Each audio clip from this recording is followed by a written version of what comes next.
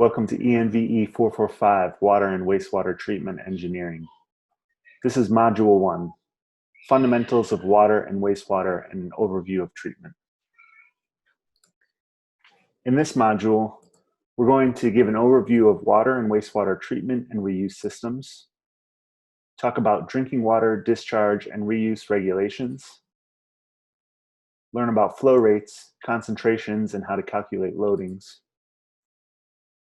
review chemical reactions and calculating coefficients of chemical equilibrium. We're going to talk about reaction kinetics and hydraulics, and health-related water microbiology. Treatment and reuse systems. Our learning objectives for this part of the lecture is to describe the history of water management and water and wastewater treatment, to envision the future paradigm for water management and treatment, and to describe some typical systems that are used in the United States for water treatment, wastewater treatment, and recycled water reuse. In the book published by Professor David Sedlak, Water 4.0, a series of water revolutions is described. The first water revolution, or Water 1.0, was described as the process of bringing water in from outside sources to centralized urban centers, such as, for example, what took place during the Roman Empire. In this situation, water is brought in through a series of aqueducts and pipes used by the residents in the urban center and then discharged. The second water revolution, or Water 2.0, really came about around the turn of the century, around 1900. This is where, rather than just bringing water in from outside sources, started implementing more water treatment processes to produce a higher quality water source. This revolution in many parts of the world led to dramatic decreases in infectious diseases transmitted through water, such as typhoid fever. At first, it started with some simple methods like filtration and chlorination, and today we use a much more sophisticated approach to provide high quality drinking water that protects the public health. The third water revolution, Water 3.0, took place largely with major investments in the 1970s and 1980s, although wastewater treatment plants had been in place in some parts of the world as early as 1900. So in this revolution, rather than just discharging water back into water bodies without any treatment, after the water was used, we started implementing large-scale centralized wastewater treatment plants. This activity, I want you to think about, what do you think the fourth water revolution should look like? What does it look like?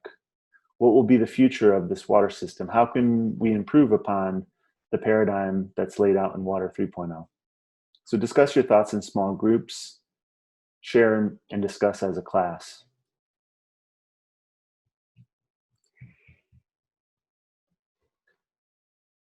The fourth water revolution in the book Water 4.0 is described as a system where we start to close some of the water loops. So using managed surface water systems, managed aquifers, potable and non-potable water reuse, and indirect potable water reuse via managed aquifers or groundwater systems, we're now closing the loop on water management and moving more towards the reuse of wastewater. So now, what do you think a fifth water revolution could look like? Use your imagination, but think realistically.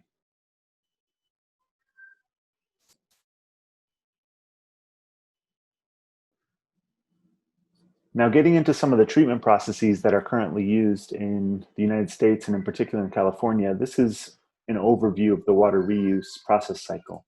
So we have a water body, could be groundwater or surface water, but especially for surface water, the first step is usually screening. After screening at a water treatment plant, we would have rapid mix and coagulation processes, followed by flocculation and sedimentation basins.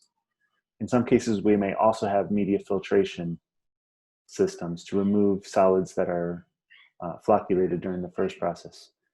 Disinfection would be the next step to eliminate pathogens and harmful microorganisms and provide some residual disinfectant before the water is stored and then distributed to households and public spaces and businesses.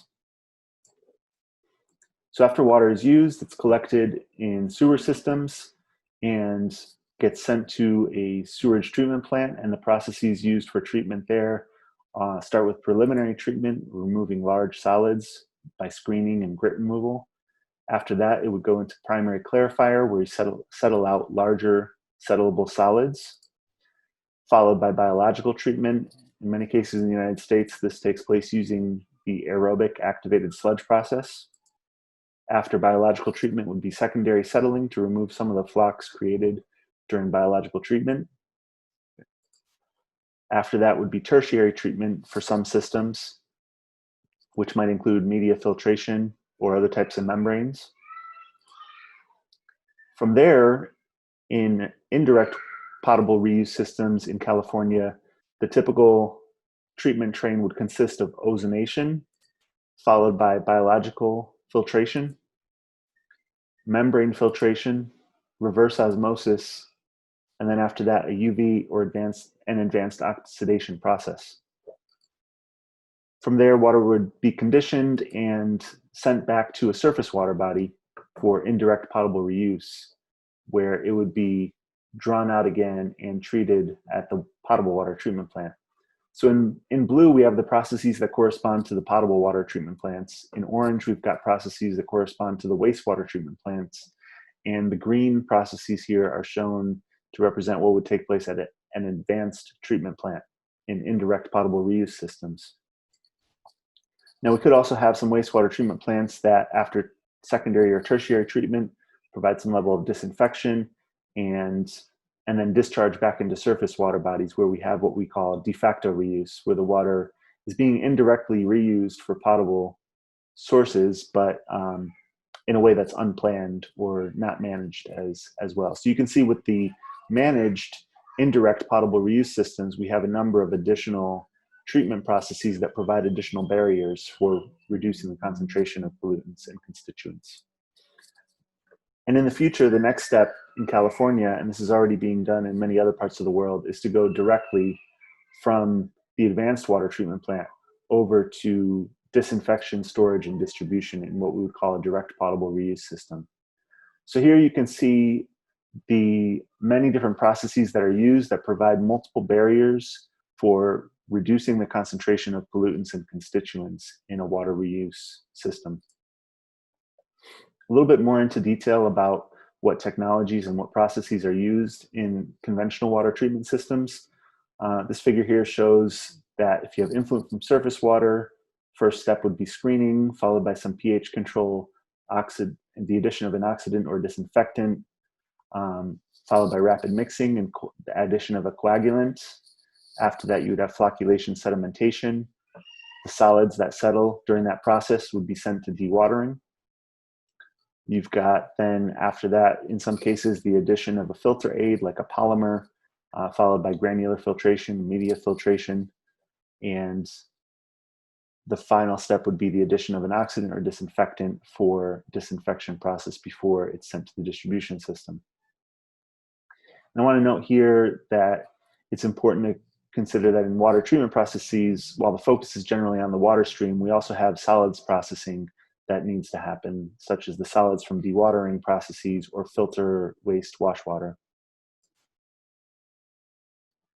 Now, for desalination systems or systems that are meant to treat highly brackish water, a typical system would include several membrane filters and membrane modules in series, followed by reverse osmosis and the addition of a disinfectant.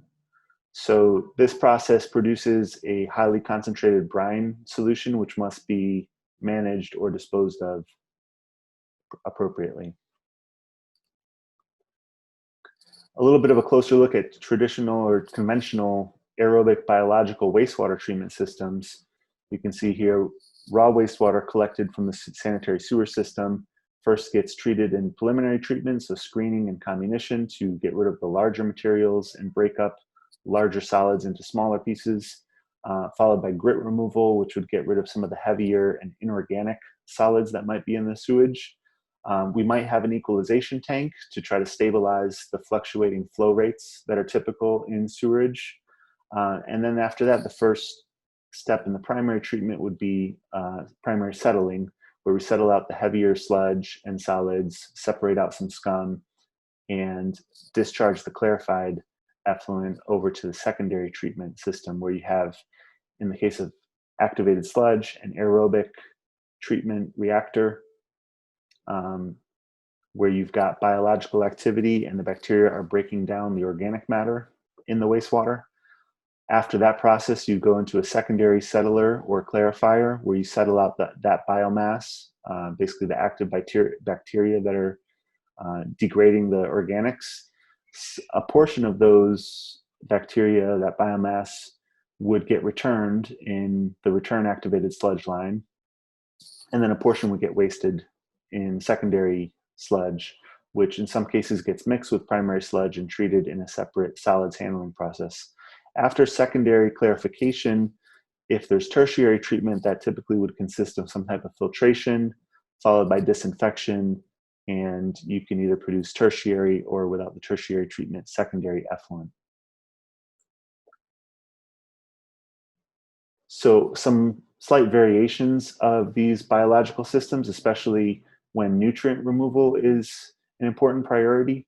Instead of just having an aerobic treatment system for secondary treatment, we might have this alternating treatment using anoxic and aerobic reactors with an internal recycle, so that you get the wastewater moving through anaerobic and aerobic zones, where you can take advantage of nitrification, denitrification processes to get an overall higher removal of total nitrogen. And after that, you would still have secondary clarification with waste activated sludge and a return activated sludge going back to the primary effluent. As I mentioned, all wastewater treatment systems need to have solids management or sludge management processes. So basically the goal here is to stabilize the solids and to remove as much water as possible. The waste activated sludge, and in some cases primary sludge as well, would be mixed together with a polymer and go through a sludge thickening process. After that, you would go into anaerobic digestion to stabilize the biosolids, and in the same process produce biogas, which contains methane. It can be used as an energy source. The effluent from anaerobic digestion would get dewatered then, sometimes with the addition of a polymer, and the biosolids would return to ground by land application, or would be used in landfills as a layer of building caps of landfills, or might be disposed of or reused in other ways. The water from this dewatering process and from the thickening process would be returned back to the headworks of the wastewater treatment plant.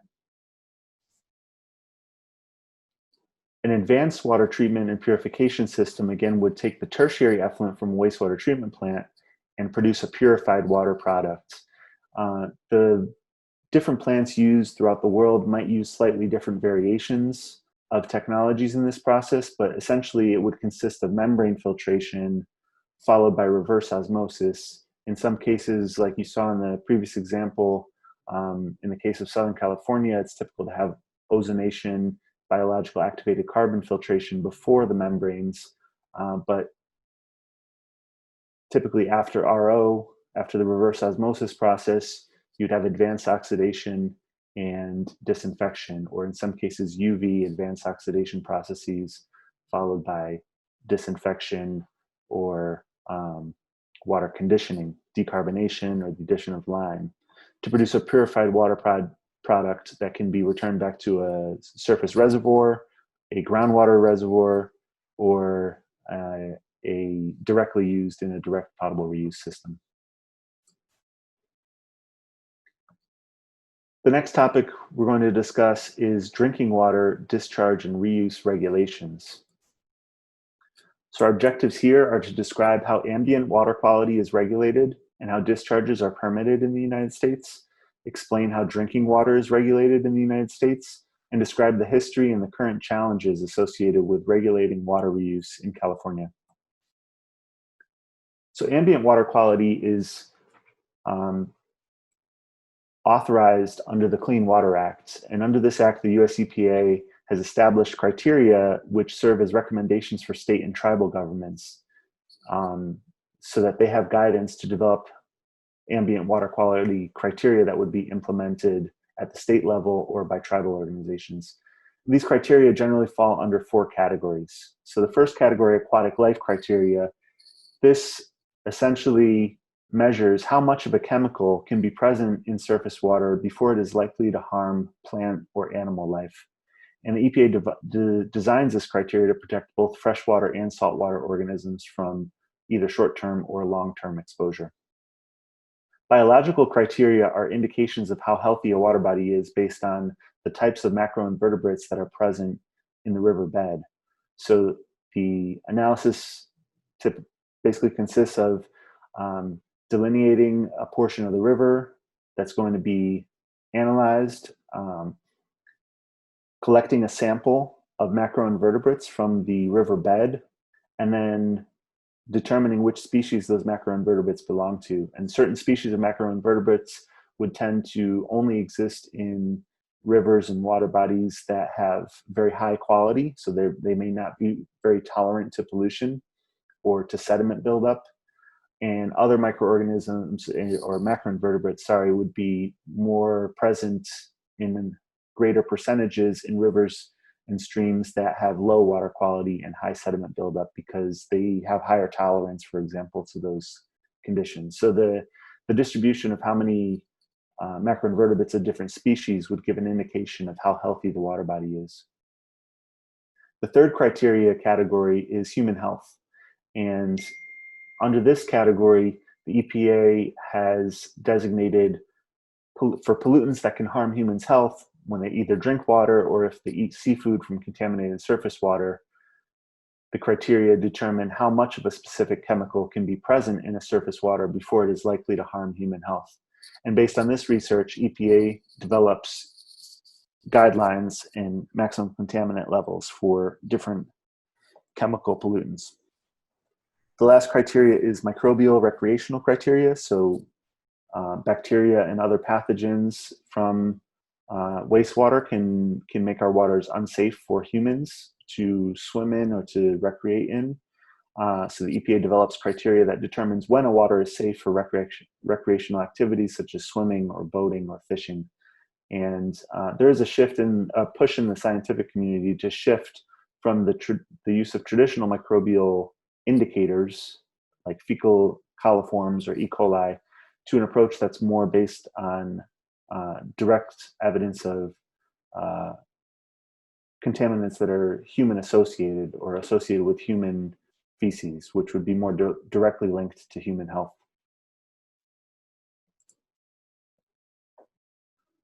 So under the Clean Water Act, like I said, the EPA, the US EPA provides some guidance, but the states are really responsible for implementing their own water quality plans for the water bodies in their jurisdiction. So in California, this job is done by the regional water boards, essentially. So the regional water boards in California put out water quality control plans known as basin plans, and this is an example of the basin plan for the San Diego River. And these basin plans determine what are the beneficial uses for a given water body, what are the different effluents that are discharged into that water body.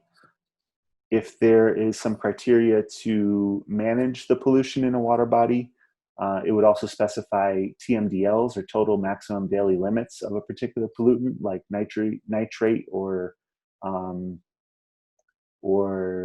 suspended solids or coliforms, for example. So this would all be spelled out and defined in the basin plans in California. And then the National Pollutant Discharge Elimination System, also known as the NPDES system for its acronym, is a permit program that's issued to individual wastewater treatment plants and other dischargers like municipal stormwater systems to control pollutants and the source of pollutants. This self-monitoring program is one that requires the dischargers to collect samples from their discharge effluent points and measure them for certain constituents, and the regulatory agency, like the EPA or in the state of California, the state agency, would be responsible for implementing, enforcing the program, and issuing violations if a wastewater treatment plant, for example, is discharging effluent that has concentrations of pollutants that are exceeding the values that are specified in their permit.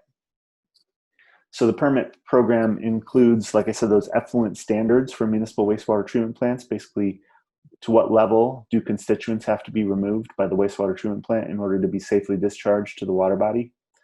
The control of toxic substances, for example, industrial wastewaters that produce toxic materials would be required to provide some kind of pre-treatment before discharging into the sewer collection system. That's also under the NPDES program. And then for seawater discharge, groundwater quality, these are all elements that are addressed in the National Pollutant Discharge Elimination System. So effluent discharge requirements, for example, in California, that are common for all wastewater treatment plants would be for BOD, biochemical oxygen demand. The 30-day average, the monthly average of samples at the effluent discharge point would have to be below 30 milligrams per liter, and plants are allowed to have up to 45 milligrams per liter for a 7-day weekly average. And the same is true for suspended solids concentrations. There are also standards for oil and grease and a range that's acceptable for pH. There may also be some other parameters or constituents that are listed on the permit for a given facility, and that all depends based on where that effluent is being discharged to, what river, what stream, what water body, if there are TMDLs that have been issued for that water body, and what is the beneficial use of that water body. So for example, there might be discharge requirements for chloride, for iron, for nitrogen, suspended solids, etc. So in California, the NPDES program is implemented by the State Water Board and by the 9 regional water boards. Permits in California are also referred to as waste discharge requirements. And as I mentioned earlier, the Basin Plan designates beneficial uses and establishes water quality objectives for receiving waters.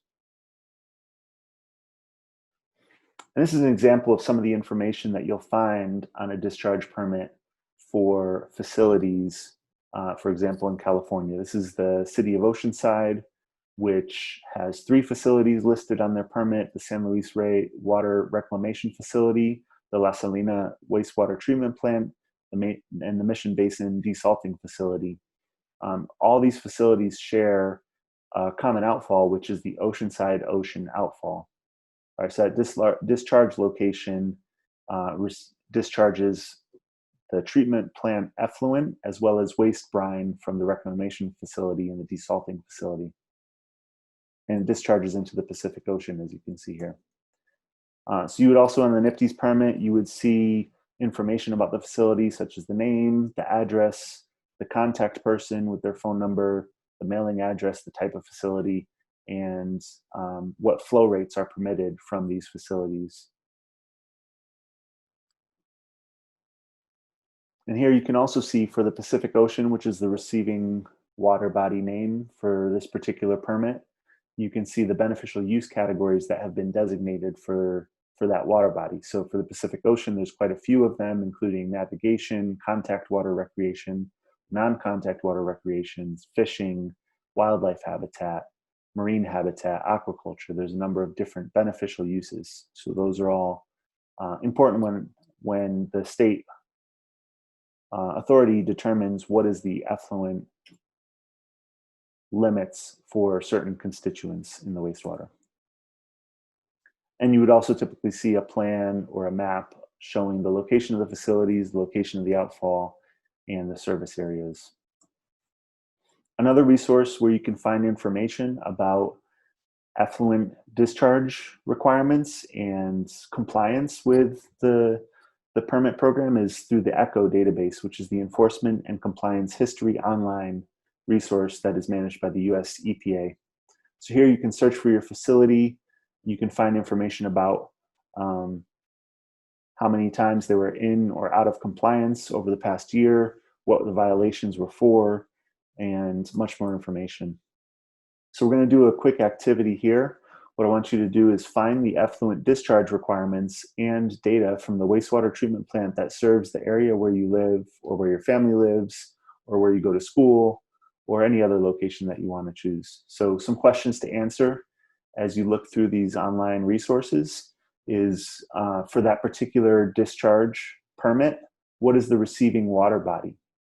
Is that water body 303 delisted, meaning is it an impaired water body? What are the beneficial uses of that water body? Are there any plans in place to restore or correct water quality? And what information can you find about the facility? So what's the name of the facility, or are there more than one facility that are included in the same discharge permit? What are the capacities? Have the facilities had any violations in the recent past? And if so, what for? So your objective here is to find all of this information for a permit that's associated with a treatment plant that serves the area where you live.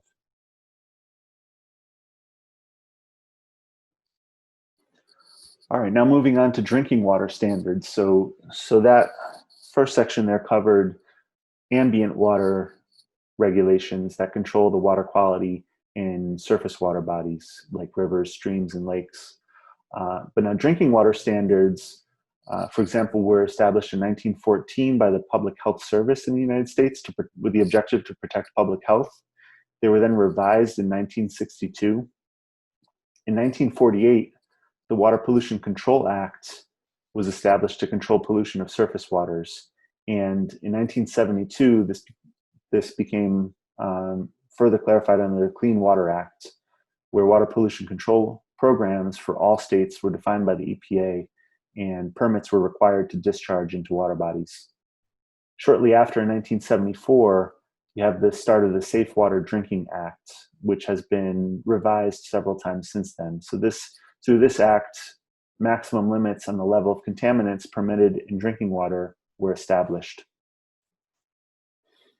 And a little timeline of some of the different rules that have been added to the Safe Water Drinking Program in the United States is shown in this timeline here. So you have the Surface Water Treatment Rule, SWTR, which was established in 1989, the Interim Enhanced Surface Water Treatment Rule in 1998, the Filter Backwash Recycling Rule, and then followed by the two long-term Enhanced Surface Water Treatment Rules, which govern now today what requirements are put in place for potable water treatment plants based on their water source and the population that they're serving, to what level they have to demonstrate removal of certain contaminants. So we have different water source categories like surface water, groundwater that's under the direct influence of surface water, and groundwater or surface water that might be augmented with reclaimed water. And depending on the different source categories, the monitoring requirements may be different. So in California, E. coli should be monitored initially, for example, and then depending on the results, there might be up to 2 years of monthly sampling required for cryptosporidium, and that would determine the risk bin of a particular water source. And depending on this risk bin, then different levels of reduction at the water treatment plant are required during the disinfection process. So you can see that the water treatment regulations are dependent on the water source, whether it's surface water, groundwater, if it's influenced or affected by surface water or reclaimed water, and then also based on some preliminary data on E. coli and cryptosporidium, which are two microbial organisms, pathogens or fecal indicator. So there are several different system categories now. Schedule 1 systems would include those that use surface water or groundwater under the direct influence. Schedule 1 systems serve 100,000 people or more.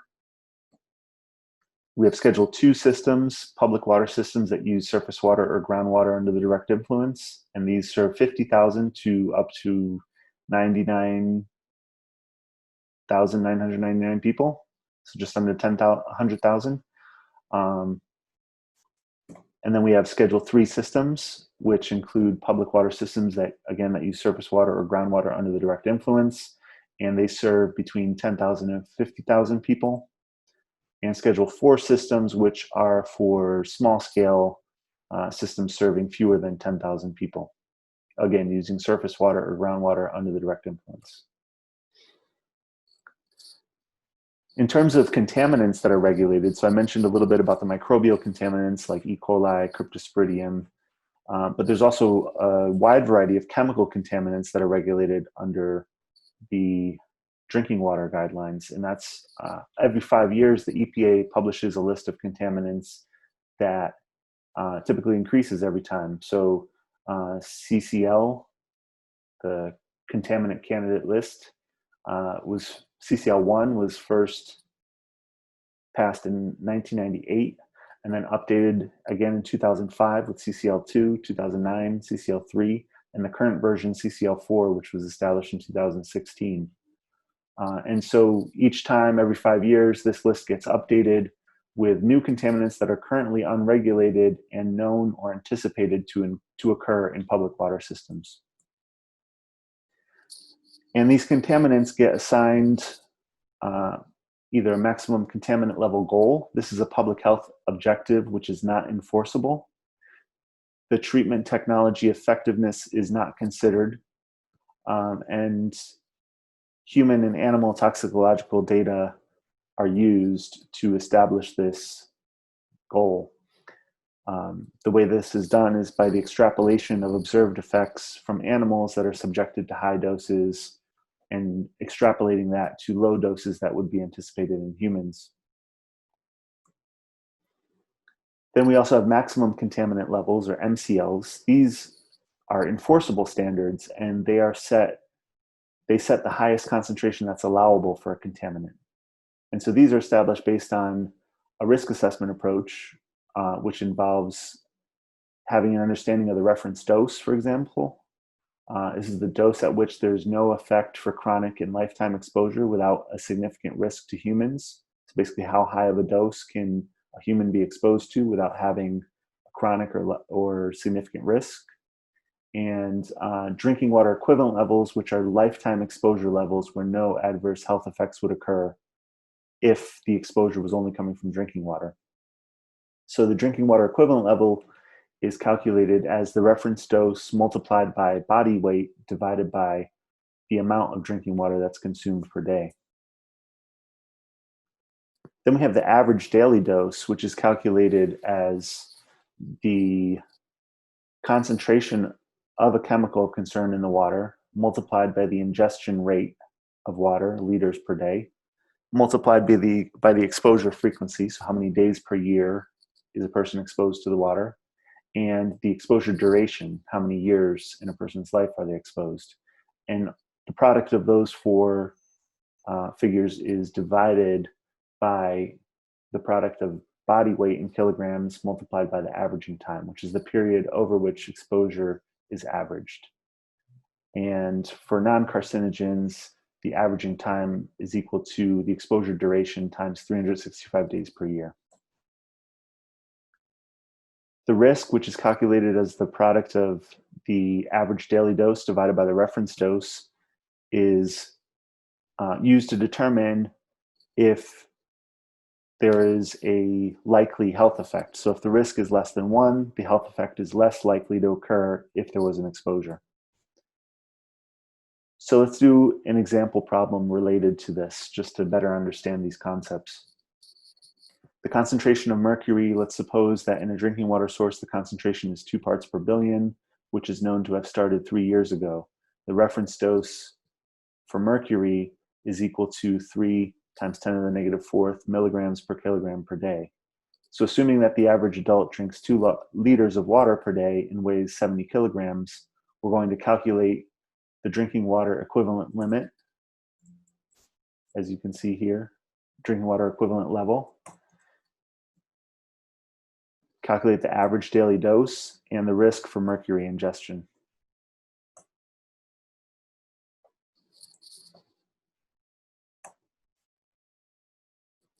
Now let's calculate the average daily dose for an adult that drinks 2 liters per day of water, but only for 3 days per week.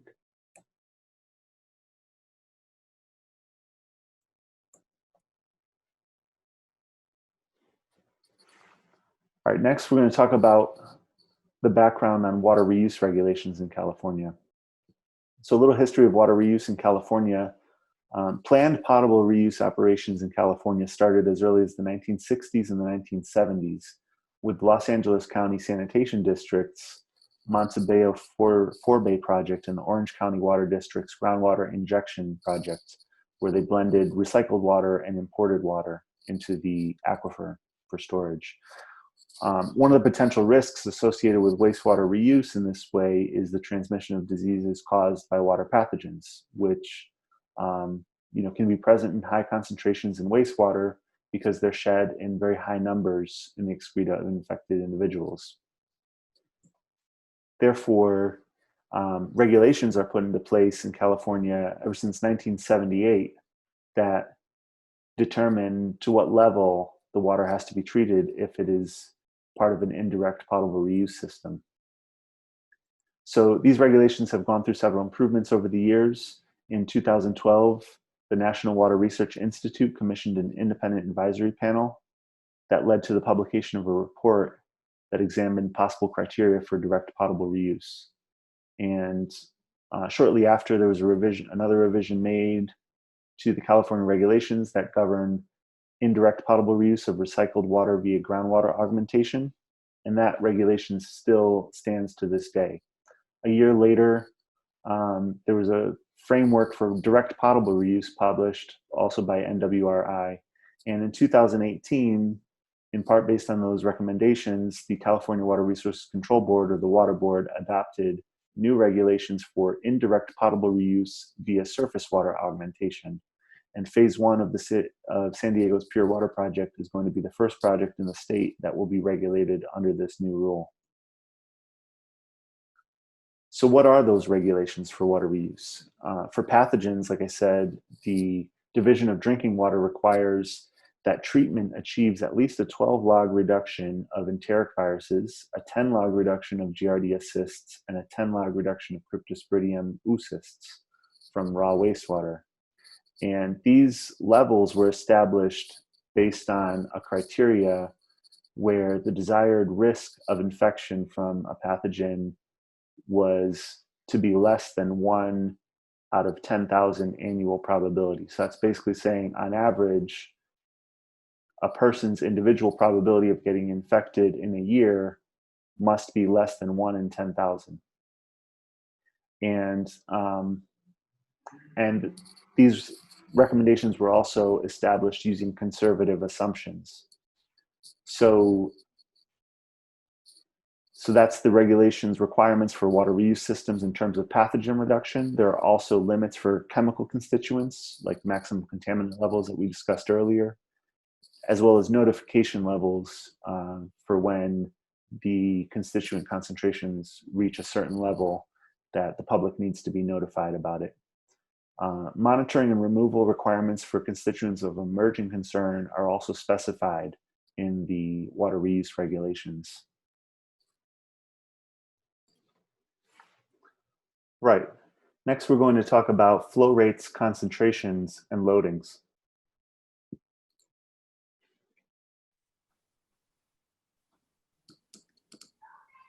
Okay, so our learning objectives for today are to recognize the basic physical properties of water and apply them to engineering situations, to determine the equivalent weight of chemical compounds and use it to calculate different units of measurement, such as quantity and concentration, to apply the ideal gas law to determine the concentration of dissolved gas constituents in water. And then we're also going to talk about the difference between concentrations and loadings and how to use flow rates to move back and forth between a concentration and a loading. So water's physical properties are affected by pressure. For example, your elevation above sea level. So, how does higher pressure affect the boiling temperature of water? At higher elevations, water will boil at a lower temperature, right? Because you have less pressure. And at lower elevations, you have higher pressure, so the boiling temperature will be higher.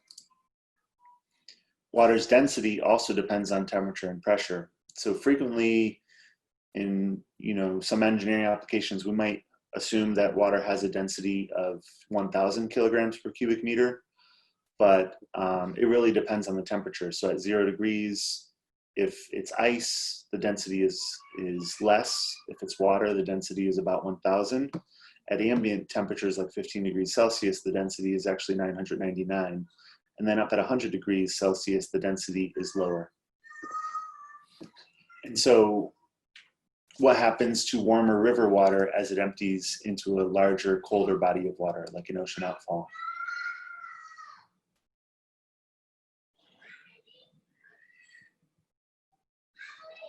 You have the colder water would have a higher density or a lower density? A lower density. Colder water should have a higher density.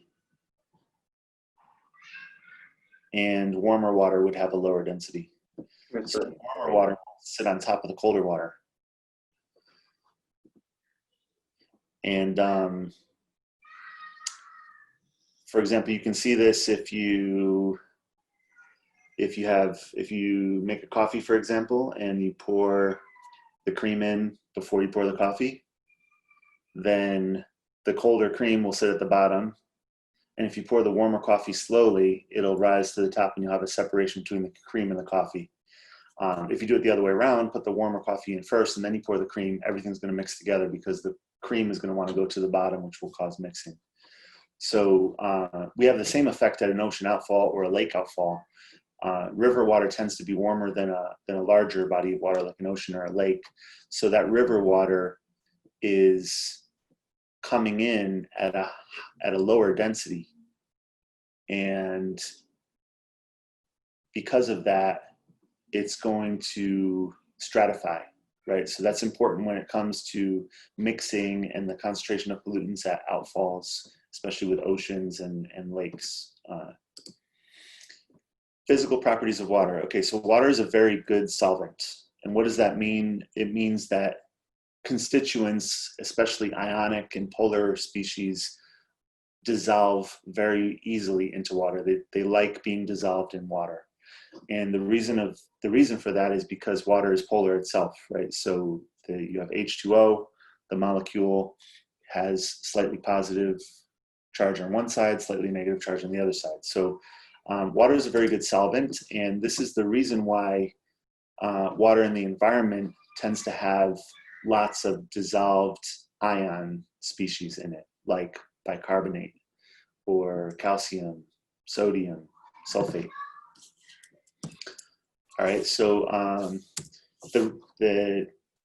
as it rains, these constituents are dissolved away from the soils and the rocks because of the bacterial action, which produces CO2 in large amounts.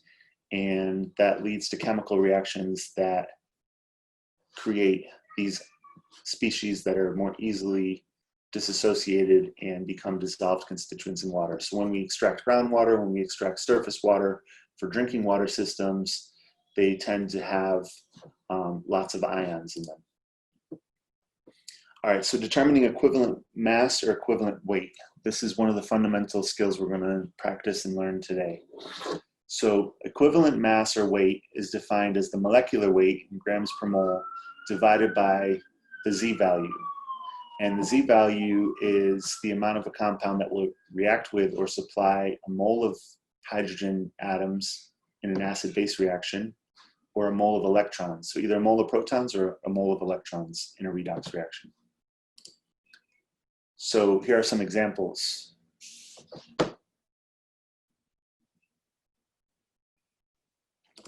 And I'm going to stop sharing so you can see the screen, H2SO4. The easiest way for me to remember this is that if it's an acid like sulfuric acid, and this dissociates, you've got 2H plus 1 SO4. And what's the charge of SO4? -2. So the Z value for H2SO4 is 2. And that's, the units are 2 equivalents per mole. So what would be the value for, let's take another example. Let's take sodium bicarbonate. Can everyone see this, by the way? Yes. Okay, if you have trouble seeing it, please write me a message in the chat. Sodium bicarbonate.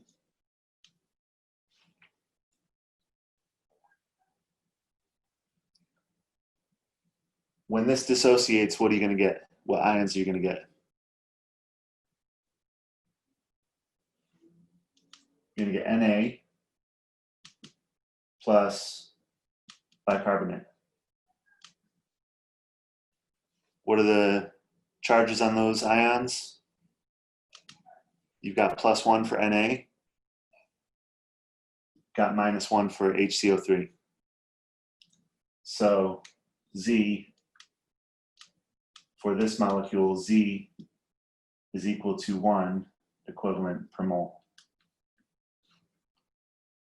All right, so this is, we're introducing now. If this is the first time you're seeing this, maybe you've seen this in a previous class, maybe you're already familiar with this concept, but if it's the first time you're seeing this, this is introducing a new unit, EQ, which we use to indicate equivalence. And the understanding of how to determine equivalence is important when calculating hardness of a water source and also alkalinity. So we're going to do some examples to put that into practice. So I'll switch back on my slides.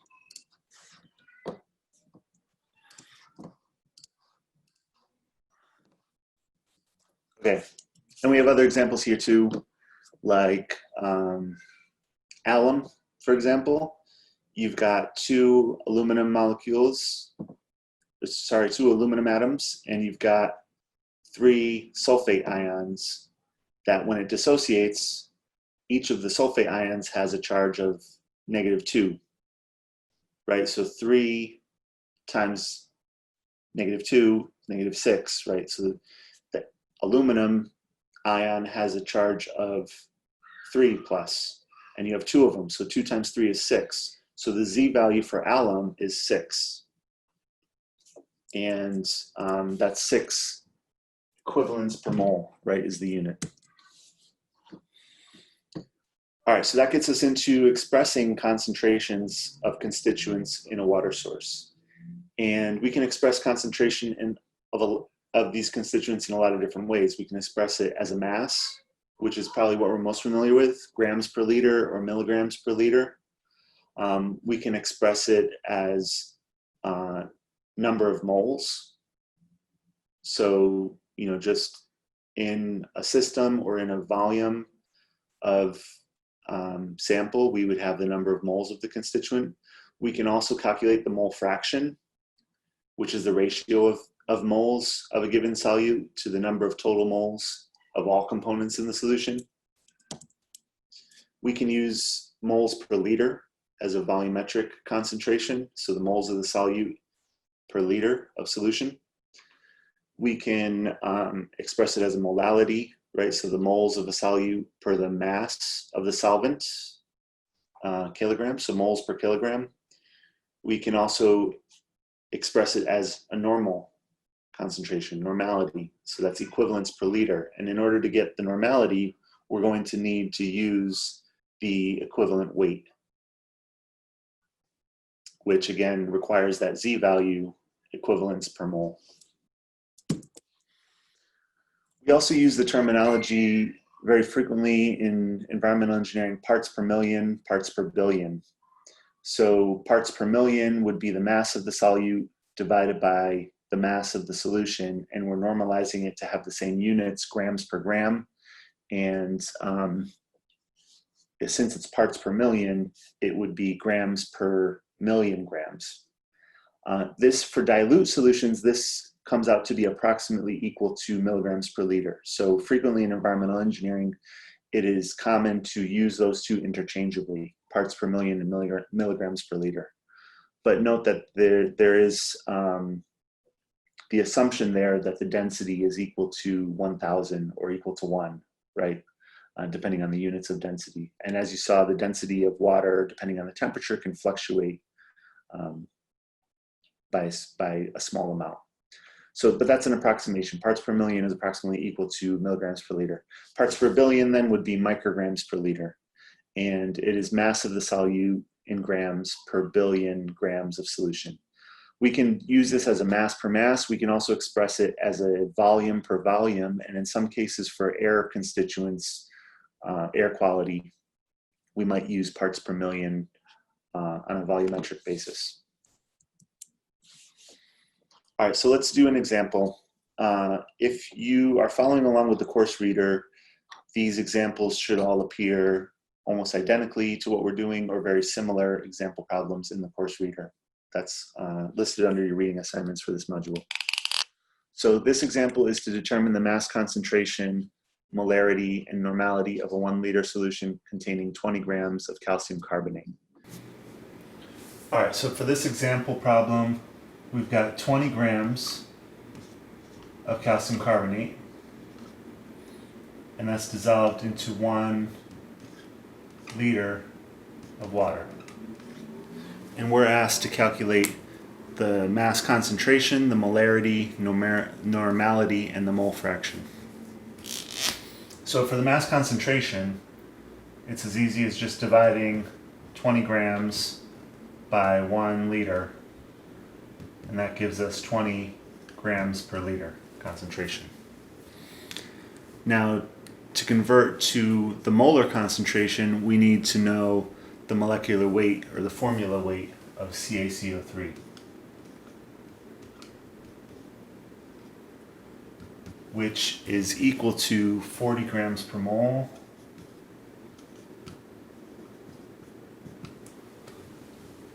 that's for the calcium, plus 12 grams per mole that's for the carbon, plus 3 times 16 grams per mole for the 3 oxygens. All right, so this gives a total of 100 grams per mole. Therefore, if our mass concentration is 20 grams per liter and our molar weight is 100 grams per mole, we would just take 20 grams per liter divided by 100 grams per mole, and that equals 0.2. Grams cancel out, moles goes to the top, so we get moles per liter. So this is the same thing as 0.2 molar. Okay, so to calculate that concentration in terms of normality, it's equal to the mass divided by the equivalent weight and the volume. All right, so first to determine the equivalent weight of calcium carbonate, which again is equal to the molecular weight divided by the Z value. In this case, the Z value is equal to 2, because if we were to dissociate calcium from the carbonate ion, they would both have a charge of 2. Calcium would have a charge of +2, carbonate would have a charge of -2. So, and the molecular weight we already know is 100 grams per mole, so this is 100 grams per mole, and that's divided by 2 grams per equivalent. Sorry, divided by 2 equivalents per mole.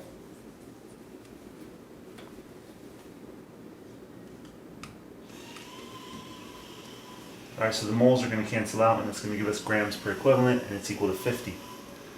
All right, so the normal concentration is equal to the mass, 20 grams, divided by 50 grams per equivalent, multiplied by a volume of 1 liter. Grams cancel out, we get equivalents per liter, so it's 20 divided by 50, 0.4 equivalents per liter is the normal concentration.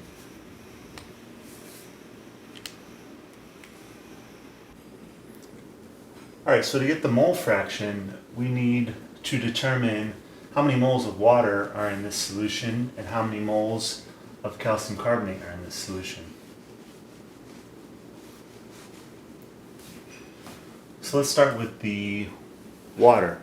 So we know that there's 1,000 milliliters of H2O, and we need to know, subtract from that how many milliliters are corresponding to the calcium carbonate. So what is that equal to? Well, we need to, let's take the mass, 20 grams of calcium carbonate, and divide it by the density, which we're told is 1.12. That's grams per milliliter. That gives us 17.9 milliliters.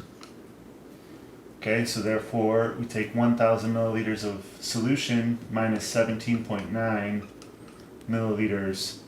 This is the solution. Minus 17.9 milliliters, which is corresponding to the calcium carbonate. And that is equal to 982.1. That's corresponding to the H2O. Alright, so we have that volume of water, and we know that the density of water here is 0.999 grams per milliliter. So we can now convert 982.1 milliliters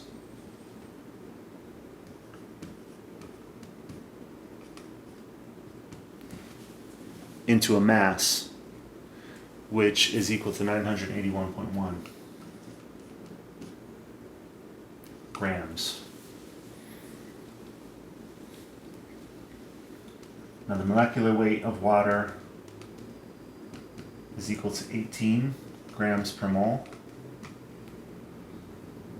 So if we take 981 grams divided by 18 grams per mole, now we know that that's equal to 54.5 moles of H2O. If the only two things we have in the solution are H2O and calcium carbonate, then we know that calcium carbonate is 20 grams divided by 100 grams per mole, which is the molecular weight. That's equal to 0.2 moles calcium carbonate. So if these are the only two constituents in the solution, then we can find the molar ratio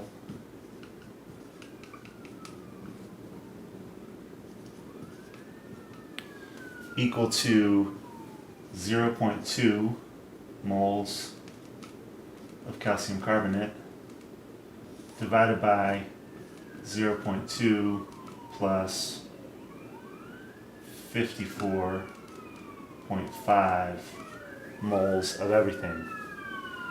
And this equals 3.6 times 10 to the negative 3.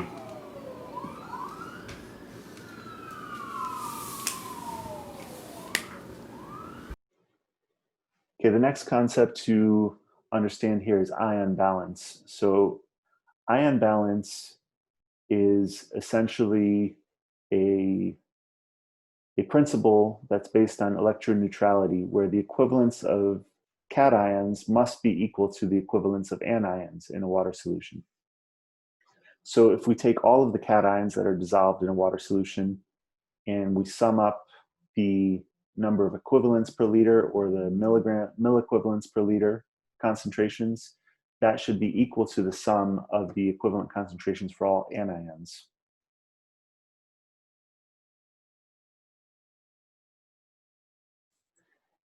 And using this approach, we can determine if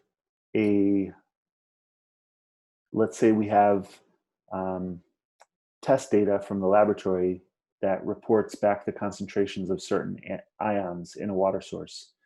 If we add up, we convert first the concentrations to equivalents per liter, and then we add up all the cations, we add up all the anions. If they're not equal to each other, then that would lead us to believe that there might be one ion or more than one ion that are missing from the analyses. Like maybe there's an ion that we didn't measure in the lab that's present in the water sample. All right, so another physical property of water, pH, is fundamental to a lot of design applications that we're going to learn this semester for water treatment and for wastewater treatment. So pH, again, is the relative concentration of H plus ions to OH minus ions. And so understanding that water, H2O, will dissociate to H plus and OH minus ions. And if a constituent is added like an acid, which is donating hydrogen ions, it's going to increase the relative concentration of hydrogen to OH. And that will decrease the pH. Okay, so the equilibrium constant of this dissociation reaction, K sub W, is equal to 10 to the negative 14th, right? Where the bracket notation is used to indicate the concentration in moles per liter of a constituent.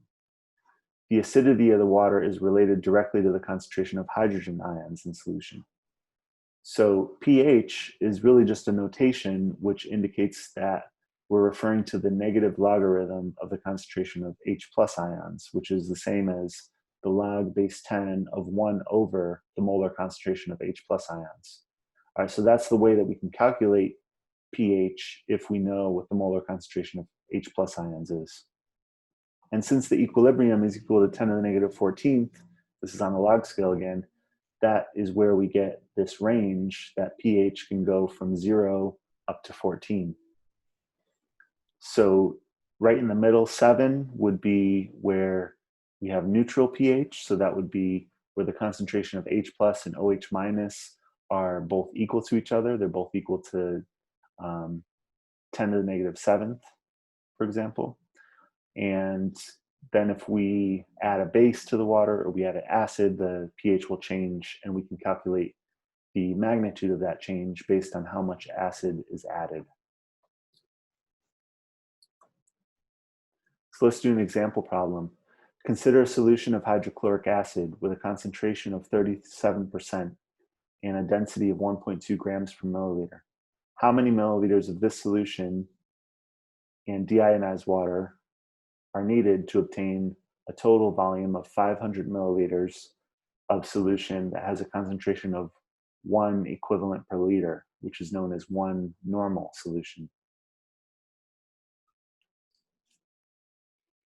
All right, so we've got a solution of hydrochloric acid, which is 37% pure, and that's on a weight per weight basis. We're also told that the density is 1.2 grams per milliliter. And we want to prepare 500 milliliters of a solution with a concentration of 1 equivalent per liter.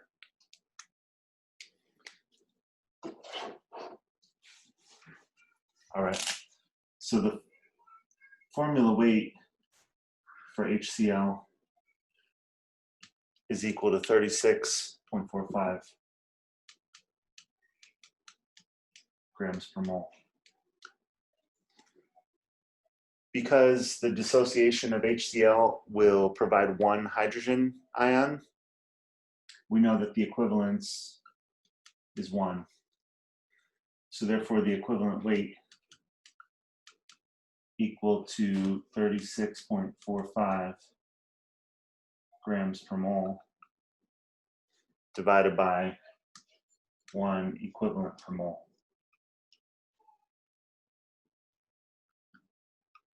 Which gives 36.45 grams per equivalent.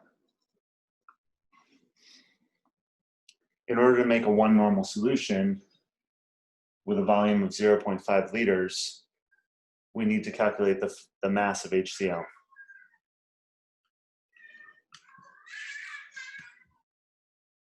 That's equal to 1 equivalent per liter multiplied by 36.45 grams per equivalent multiplied by 0.5 liters, which gives 18.23 grams. Since the solution is 35% pure weight by weight basis, that means that for every 100 grams of solution, 37 grams of that pertains to the HCl, with the rest pertaining to water. Therefore, to get 18.23 grams of HCl, we need to take 18.23 divided by 0.37, and that's equal to 49.3 grams of the 37% solution.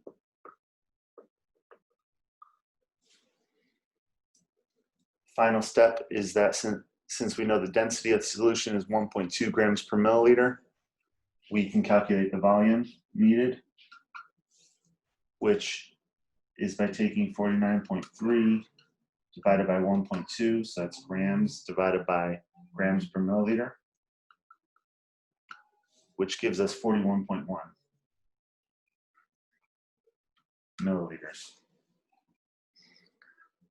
Therefore, we know that we need to add 41.1 milliliters of this 37% solution into a total volume of 500 milliliters. If we wanted to know how much of the volume would be water, to add, just take 500 minus 41.1, which gives 458.9.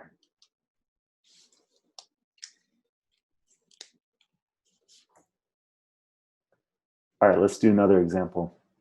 Suppose you receive the following results below from a laboratory analysis. The sample was analyzed for the ions shown in the table below and was not analyzed for any other ions.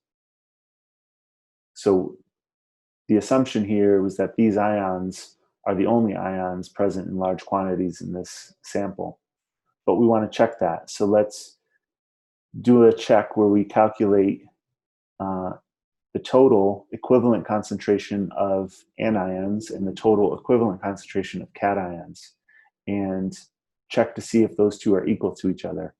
And if they're not equal to each other, we can calculate then the percent accuracy of measured ions. So what's the percent difference between the sum of the anions and sum of the cations?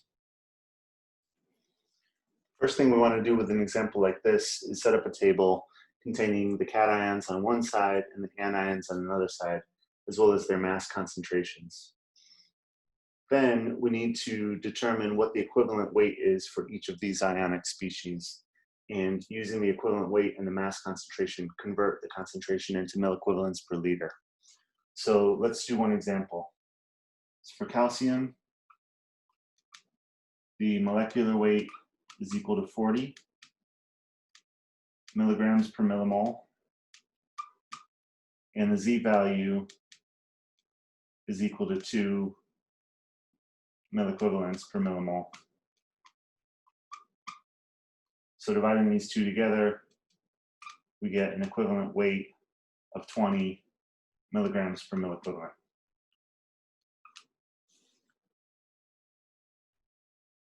Therefore, with a concentration of 42 milligrams per liter,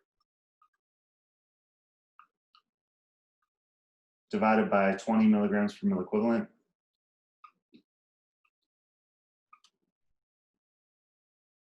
that comes out to a concentration of 2.1 milliequivalents per liter.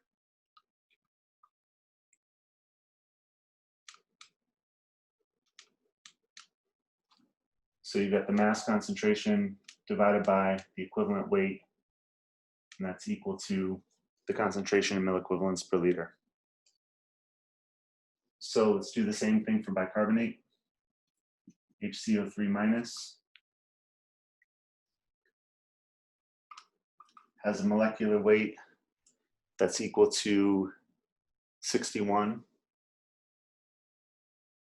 milligrams per millimole. It's got a Z value of 1.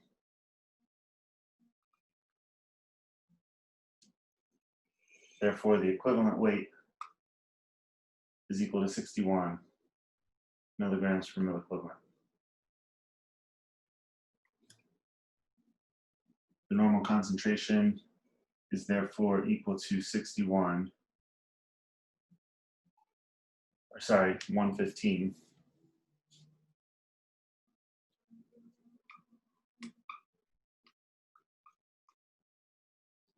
divided by 61,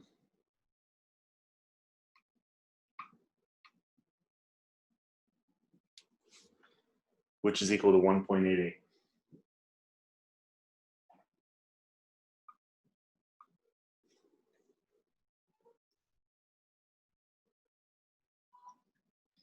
So using the same approach for the rest of these ionic species, we can calculate the values and fill in the table.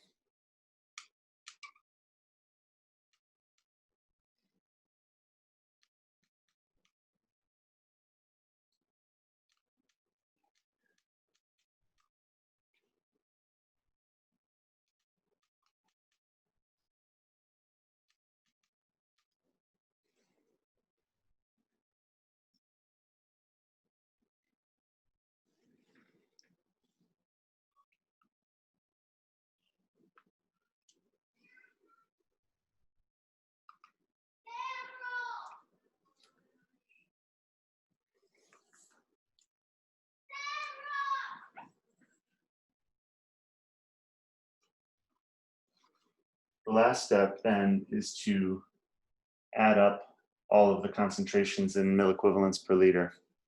So for the cations, we get a value of 3.27. And for the anions, we get a value of 3.24.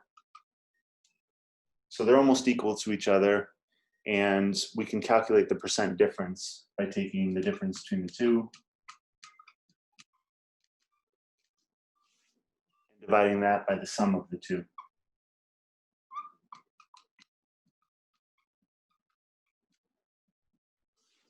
That's equal to 0.46%.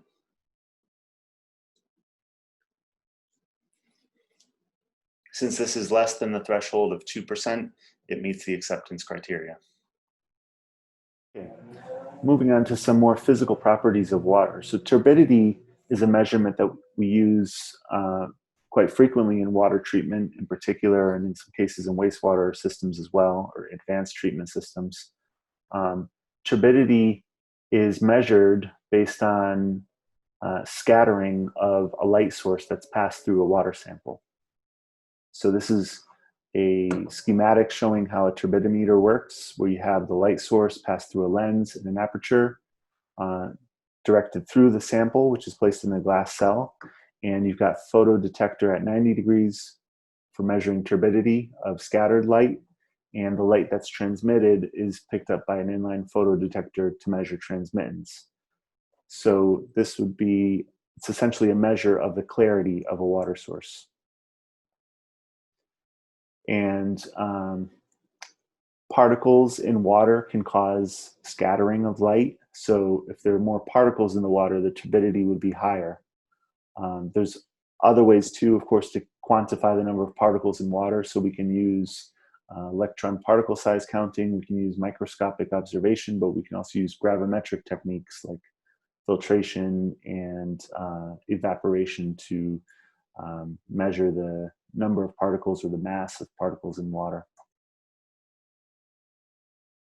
All right, dissolved gas constituents. So dissolved gas constituents are also present in water, and they originate from the exposure of water to the air, but they can also have biological origins like bacterial activity that produces gas constituents.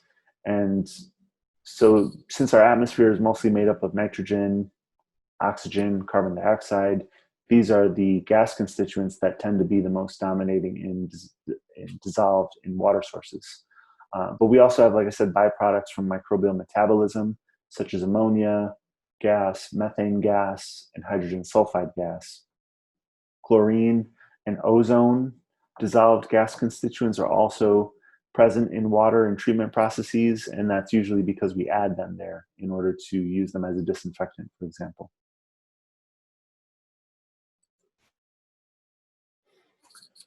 So understanding how to manipulate concentrations of a gas constituent dissolved in a water source. In order to do that, we need to understand the ideal gas law.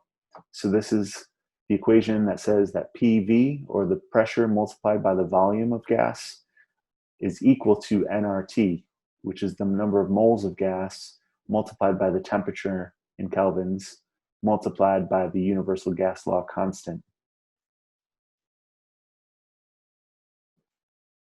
So let's do an example problem. How much volume does 1 mole of gas occupy at standard temperature and at standard pressure? According to the ideal gas law, PV equals nRT. So at a standard temperature of 0 degrees Celsius, which is equal to 273 Kelvin, and at a pressure of 1 atm, how much volume does the gas occupy?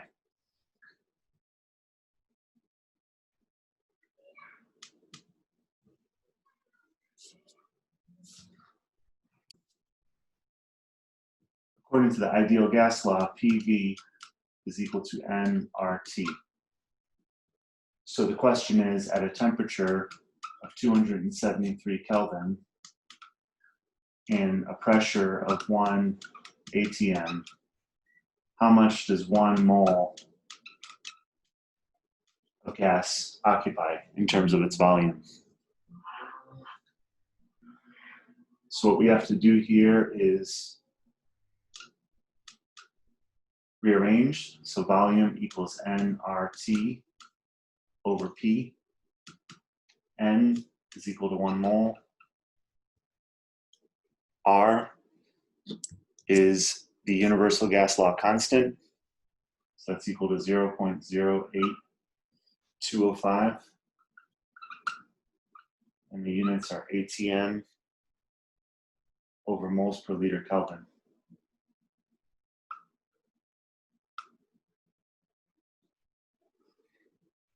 T is equal to 273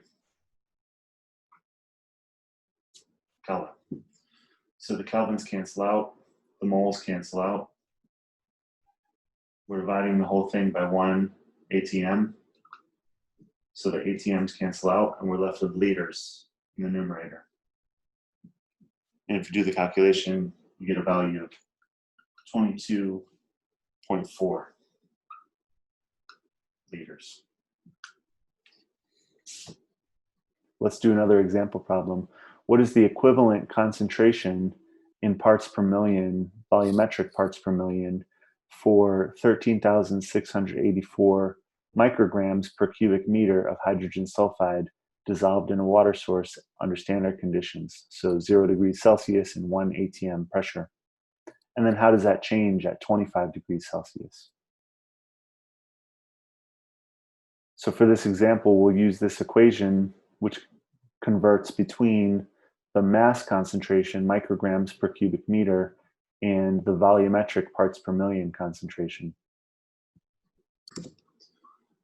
We've got 13,684 micrograms per cubic meter of hydrogen sulfide in a water source. And we have standard conditions, which means temperature equals 273 kelvins and pressure equals 1 atm. The question is, what is the equivalent concentration in parts per million, volumetric parts per million? So to convert from mass concentration into volumetric, we use the equation C in ppm. is equal to C in micrograms per cubic meter multiplied by RT over P.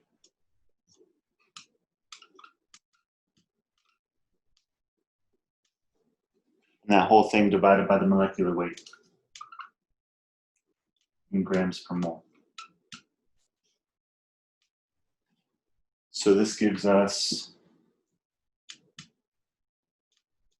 13,684 micrograms per cubic meter. R is equal to 0.000008205. And that's ATM divided by moles per cubic meter kelvins. I'm going to multiply that by 273 kelvins.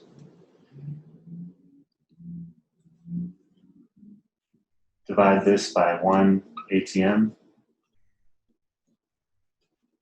And that whole thing gets divided by the molecular weight of hydrogen sulfide,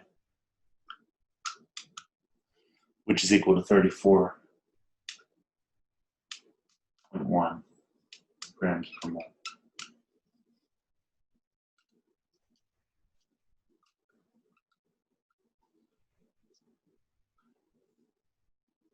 Okay, so doing the division and making sure we're checking all the units. So cubic meters cancel out, moles cancels out, ATMs cancel out, kelvins cancel out, and we'll have to make an adjustment for micrograms to gram.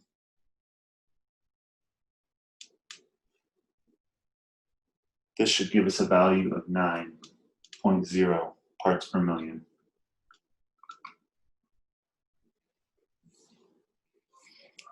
The second part of this problem is how does that change at 25 degrees Celsius? So for that, it would be the same situation, except instead of 273 Kelvin here, we're going to use 298.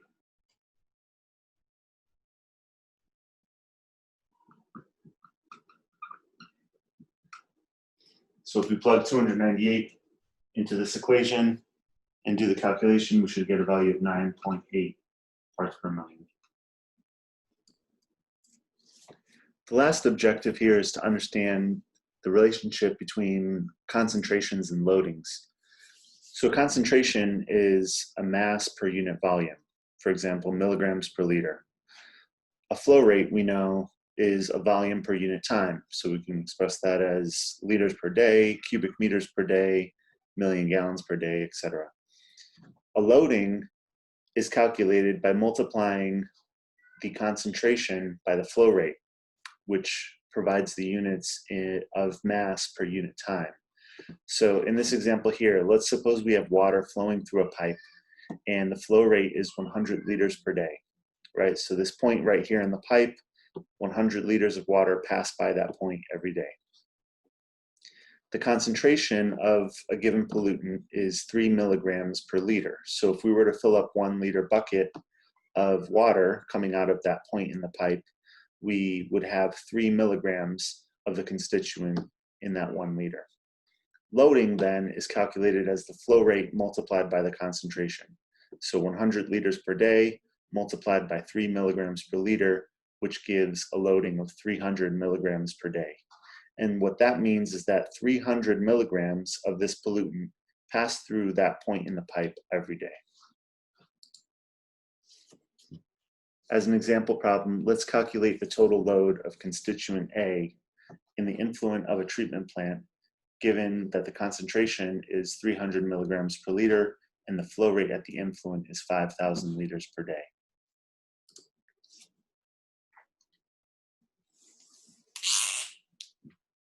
So we've got concentration equal to 300 milligrams per liter,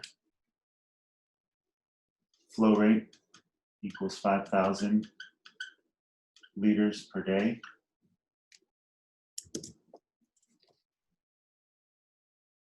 So the loading is equal to C times Q, 300 milligrams per liter times 5,000 liters per day. The liters cancel out, and we get 15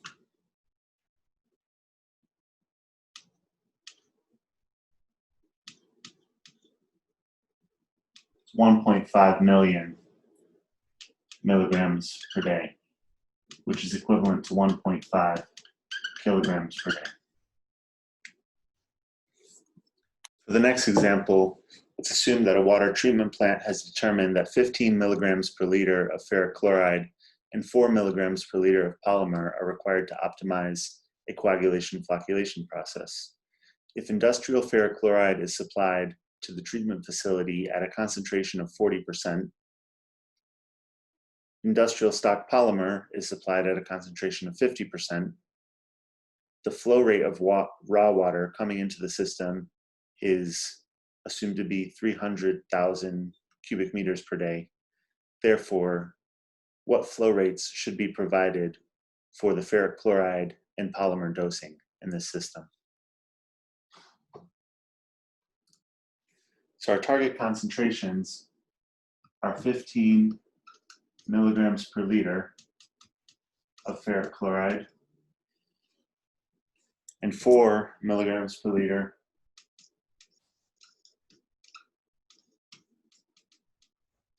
of polymer. The purity of the ferric chloride is 40%. Purity of the polymer that we're using is 50%. And so 40% is the same thing as 400 grams per 100 milliliters. Or sorry, 40 grams per 100 milliliters. In other words, 400 grams per liter. 50% is the same thing as 50 grams per 100 milliliters, or 500 grams per liter. And the flow rate of raw water is 300,000, and that's cubic meters per day.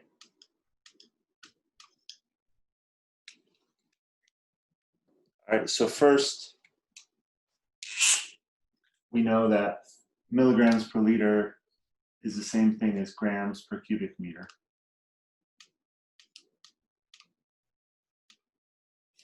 So therefore, we can work entirely with the units of cubic meters.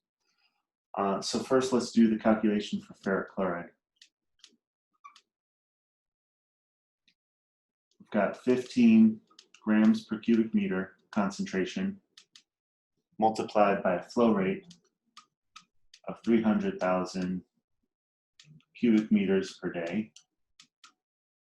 which is equal to 4.5 million grams per day.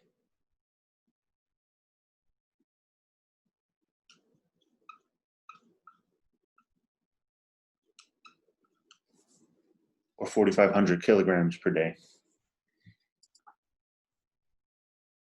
We take that, and knowing what we know about the concentration of the stock, we can divide 4,500,000 grams per day divided by 400 grams per liter. Grams cancel out, we get a flow rate of liters per day, which is 11,250, which is equivalent to 7.81 liters per minute. So 11,250 liters per day, or 7.81 liters per minute. That would be the dosing rate needed to pump ferric chloride into the raw water. Same calculation for the polymer, except here we need 4 grams per cubic meter. multiplied by 300,000 cubic meters per day is equal to 1,200,000 grams per day. If we take that and divide it by the concentration of our stock, 500 grams per liter, it gives us 2,400 liters per day, which is the same thing as 1.67 liters per minute. So there we have it, the dosing rates needed for the ferric chloride and the polymer.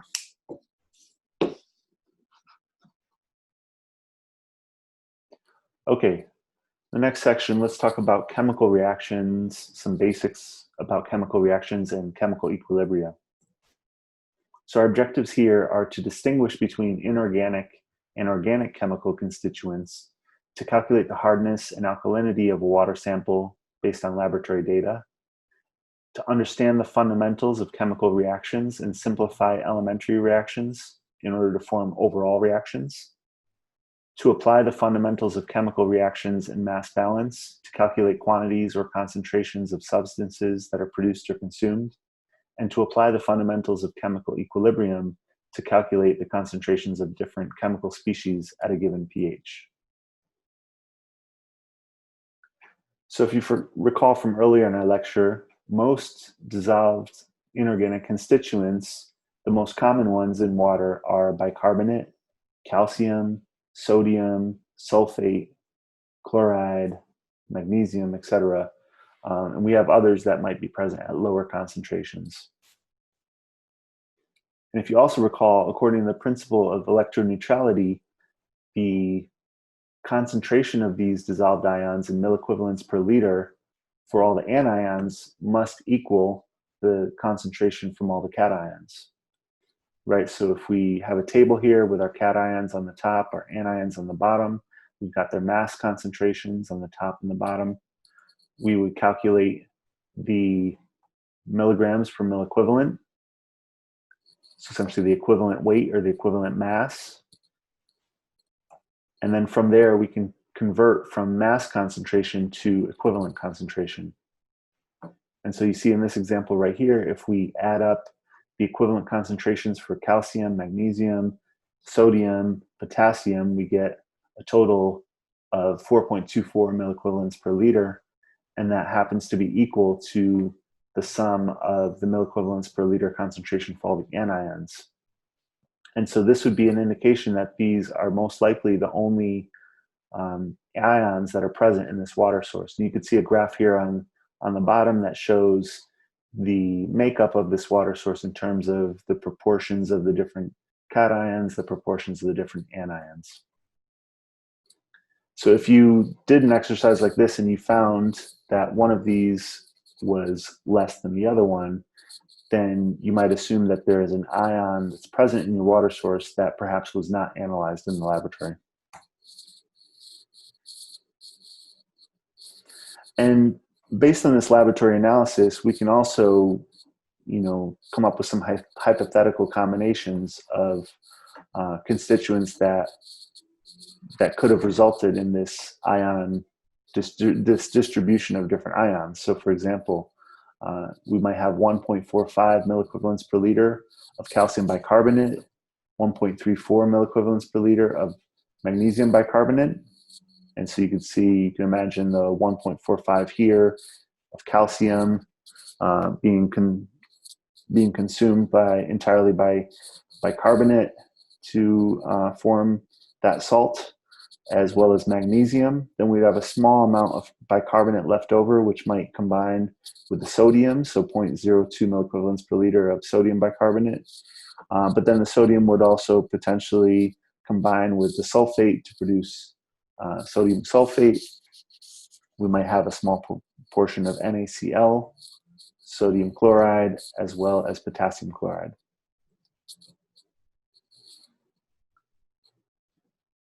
Okay, so weathering and leaching chemical reactions.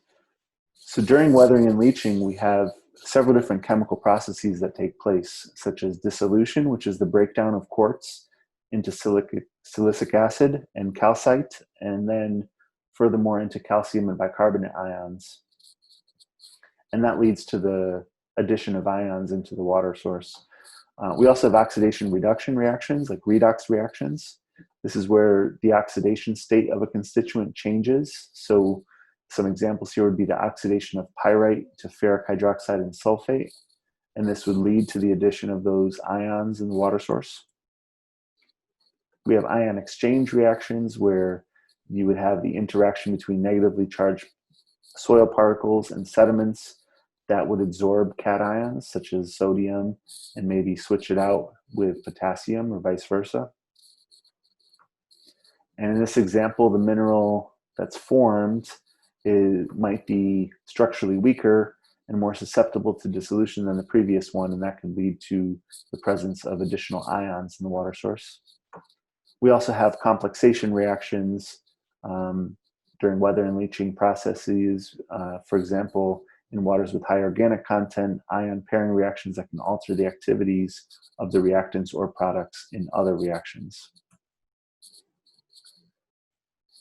The role of biological activity. So in waters with no precipitation and little to no weathering or leaching, the concentrations of ions in solution might be dominated or controlled by biological activity. And this is most obvious when we're talking about organic compounds like carbon, nitrogen, phosphorus.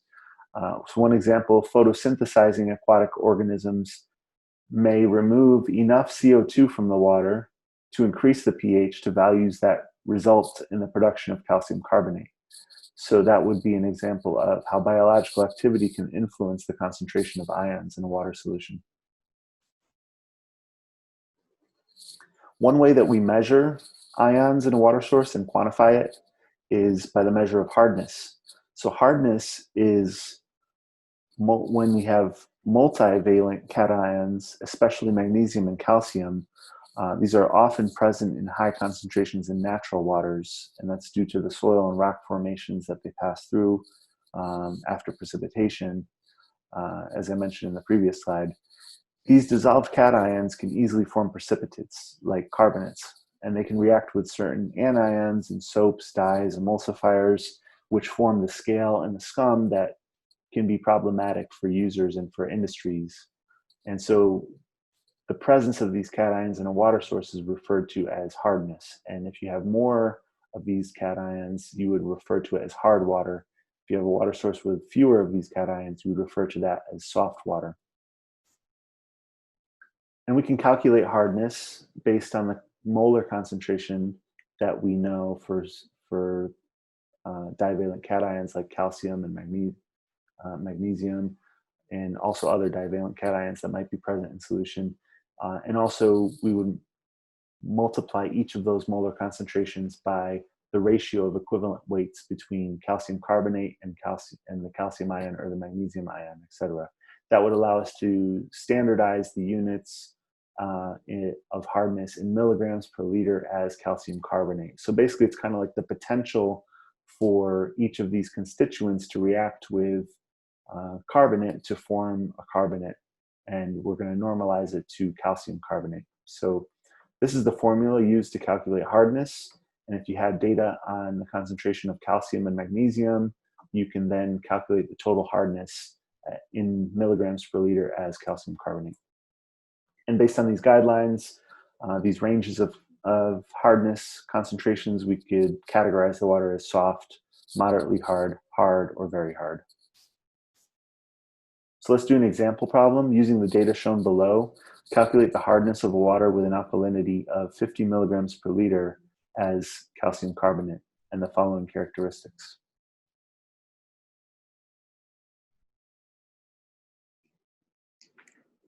All right, here we have a water source with the following ionic species at the following mass concentrations, and we're asked to calculate the hardness. So for hardness, the only ions that matter are the divalent cations, so calcium, magnesium, and strontium in this case. The first step to calculate hardness is to determine the equivalent weight. So let's do an example calculation for calcium. The molecular weight of calcium is 40 milligrams per millimole, and the Z value is equal to 2. So the equivalent weight is equal to 20 milligrams per milliequivalent.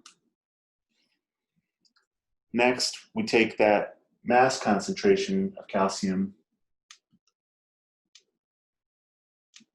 15 milligrams per liter, and we multiply it by the ratio of the equivalent weight of calcium carbonate to the equivalent weight of calcium in order to get the units normalized to equivalent concentration as calcium carbonate.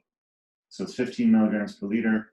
The equivalent mass of calcium carbonate is 50 milligrams per milliequivalent.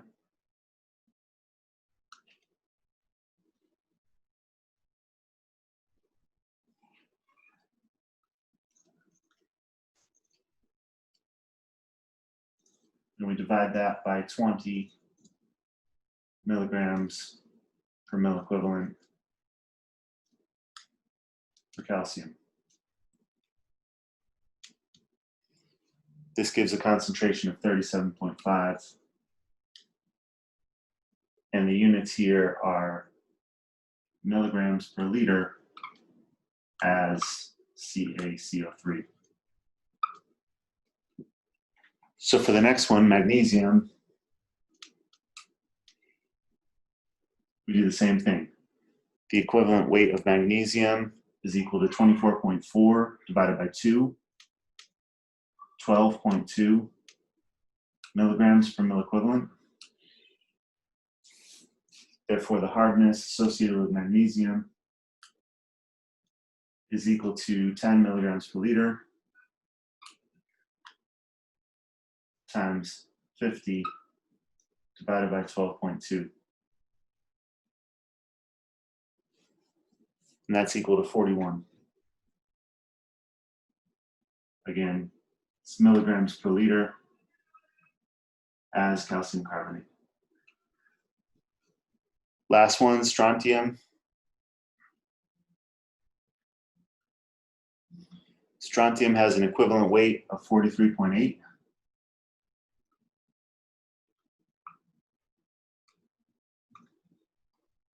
So the hardness is equal to 2.0 times 50 divided by 43.8. And that gives a value of 2.3.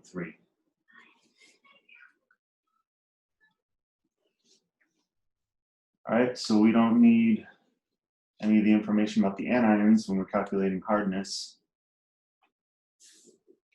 We can calculate now the total hardness, which is equal to 37.5 plus 41 plus 2.3, which is equal to 80.8 milligrams per liter as calcium carbonate. And note that we were also told in the example problem that this water source has an alkalinity of 50 milligrams per liter as calcium carbonate, but that concentration has no impact on this total hardness calculation.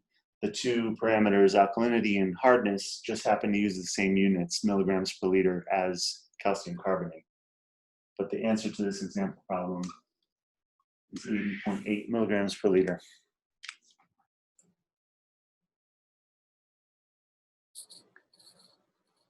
So let's talk about alkalinity. The alkalinity of a water source is a measure of its ability to neutralize acids and resist changes in pH. Alkalinity is derived from the presence of weak acid systems that consume hydrogen ions or produce hydrogen ions that are either needed by other reactions. This allows chemical reactions to take place within the water without affecting the pH. So that's why we call alkalinity kind of like a buffer to pH changes. The primary source of alkalinity in most water sources is the carbonate system and also to a lesser extent hydroxide. However, phosphates, silicates, borates, carboxylates, and other weak acids will also contribute some alkalinity to a water source. We measure alkalinity in the lab using titration, so usually with a dilute solution of sulfuric acid, and the results are expressed in milligrams per liter as calcium carbonate. So not to be confused with hardness, which is also expressed using the units milligrams per liter as calcium carbonate. Alkalinity is something different than hardness. All right, so the way that it's measured is based on indicators, pH indicators that change a certain color when the pH gets to a level. So phenolphthalein is pink above pH 8.3 and it's colorless between 4.5 and 8.3. Bromocressyl green and methyl red indicators used for an inflection point at pH 4.5. So if the pH of a water source is less than 8.3, we do it using a single titration to pH 4.5. And when we see that change, then we would record down the total amount of acid that was added. And if this was the case, then we know that alkalinity is all present in the form of bicarbonate, or for the most part, almost 100% is present in the form of bicarbonate. If the pH is above 8.3, it would be a two titration process. So the first titration going down to pH 8.3, and then a second titration down to pH 4.5. And in this case, we would know that carbonate would be contributing to the alkalinity in addition to bicarbonate. So we can calculate the alkalinity based on these titration measurements, which would come from the lab. We could also calculate it based on the molar constituents and the equilibrium equation for the carbonate system using the equation shown below.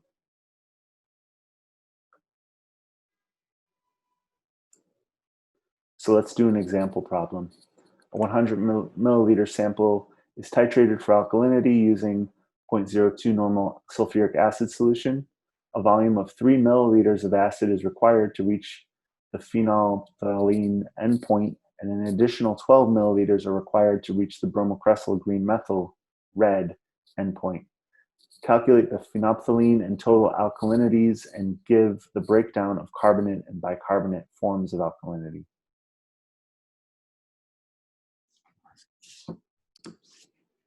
In this example, we're asked to calculate the alkalinity for some data from the lab from a titration experiment. So we've got a 100 milliliter sample, and we're titrating with 0.02 normal sulfuric acid.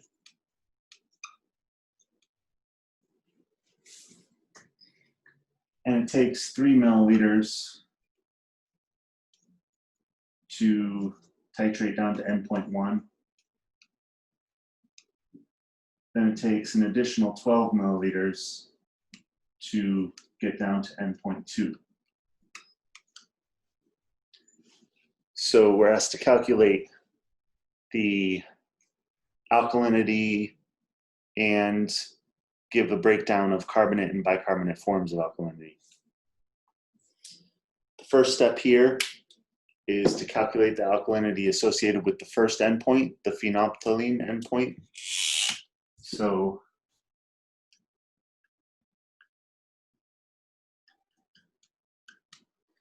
to get that, we take the volume required to get to the first endpoint, 3 milliliters. Multiply that by the strength of the acid used, 0.02. And that units there is milliequivalents per milliliter.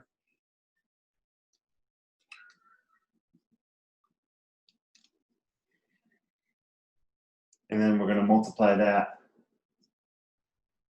by the equivalent weight of calcium carbonate, which again is 50 milligrams per milliequivalent. That whole thing gets divided by the volume of our sample, which is 0.1 liters. That's equal to 30 milligrams per liter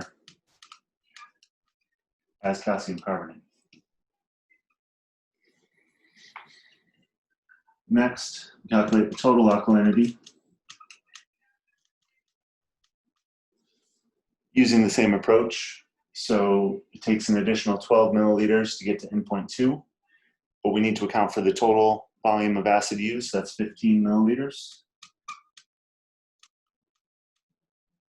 Multiplied by 0.02 milliequivalents per milliliter, multiplied by 50 milligrams per milliequivalent. And that's divided by 0.1 liters. Gives us a total alkalinity of 150 milligrams per liter as calcium carbonate. Now, given that the initial pH of the sample was over 8.3, the alkalinity as carbonate is approximately twice the value of the phenolphthalein alkalinity. So 2 times 30 equals 60 milligrams per liter.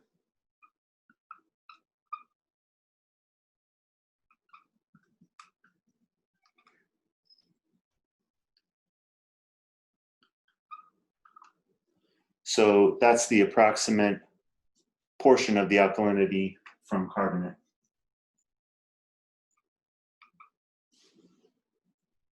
Therefore, the bicarbonate alkalinity is approximately equal to 150 minus 60, which is equal to 90 milligrams per liter as calcium carbonate. So that's the part that comes from the bicarbonate.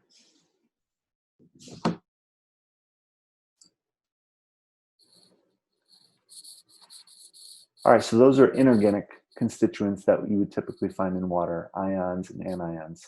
Now let's talk about organic constituents that are found in water.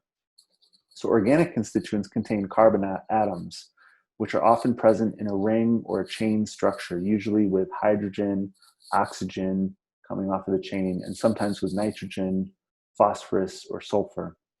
So we can have hydrocarbons that are saturated with a single bond. One example of that is methane, so CH4. We can have hydrocarbons that are unsaturated, multiple bonds. So an example of that is ethane, CH3, CH3. We can have aromatic hydrocarbons such as benzene, which shown over here on the right have a ring structure. There are some exceptions of compounds that are considered to be inorganic despite the fact that they have carbon, hydrogen, oxygen, or nitrogen. So some examples are carbon monoxide. Despite the fact that you have carbon plus oxygen, this is inorganic. Carbon dioxide, same thing. Carbonate is also inorganic. Bicarbonate is inorganic. Cyanide is another example of one that has carbon and nitrogen, but still considered to be inorganic. Other than that, for the most part, this rule of if a compound has carbon, hydrogen, oxygen, or nitrogen would generally help you distinguish between an organic and an inorganic chemical constituent. So for the purposes of water quality and water treatment, organic constituents are classified by their physical and chemical properties. So for example, the molecular weight is one physical chemical property that can be used to classify or distinguish organic constituents. So the molecular weight of methane is 16 grams per mole, but we also have organic constituents like polymeric substances that can have molecular weights that are higher than 10 to the 6th grams per mole. The relative size of an organic constituent is also used to classify it. So organic constituents with a diameter, very small diameter, like less than 1 nanometer, which would be the case for chloroform. And we also have constituents that have up to 0.1 micron or micrometer, and this would be the case for some complex organic polymers.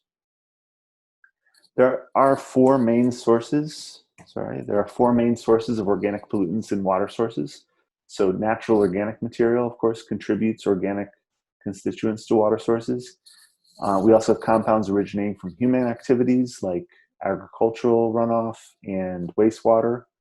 And then you have compounds that are formed through chemical reactions that occur during treatment processes, such as disinfection byproducts.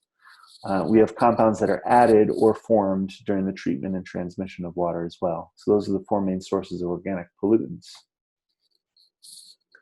Natural organic matter is kind of a catch-all term that's used to describe the complex matrix of organic chemicals that originate generally from natural sources, and these are present in essentially all water sources. So in drinking water supplies, we use the surrogate measure of TOC, total organic carbon.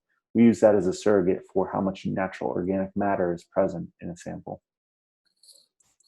And you can see some typical ranges of TOC concentrations for different water sources. So wastewater would have TOC that's typically above 50 milligrams per liter, in some cases as high as 1,000 milligrams per liter. That's pretty similar to what you would find in a swamp. The effluent from a biological treatment process would have lower concentrations of TOC, as well as surface waters, which could range from 1 to 20 milligrams per liter of TOC. Groundwaters tend to have lower concentration of natural organic matter and therefore lower concentrations of TOC, and seawater is a little bit lower than surface water. So another source of these organic compounds, like I mentioned, are human-derived compounds. These are organic chemicals, for example, that originate from industry, from agriculture, and from municipal wastewater effluents. These frequently contaminate drinking water sources. Surface waters, of course, are much more vulnerable than groundwaters to this type of pollution, but groundwater systems can also become contaminated, especially if they are groundwater which is considered to be under the direct influence of surface water. The sources of organic chemical contaminants are also characterized as being either point source or non-point source. So a point source is one that originates from a specific discharge site. So it's a pipe that discharges a water source or a wastewater source that is at a specific site. And this would affect both groundwater and surface water. Non-point sources, however, are contaminants that originate from a broad area. These mostly affect surface water, and they are a bit more challenging to regulate, to manage. The approach there would be to use management techniques to prevent the intrusion of pollutants onto the surface that's contributing to the non-point source. So industry, for example, uses a variety of chemicals that includes organic compounds, and we would classify those and characterize them based on their molecular weight and their polarity.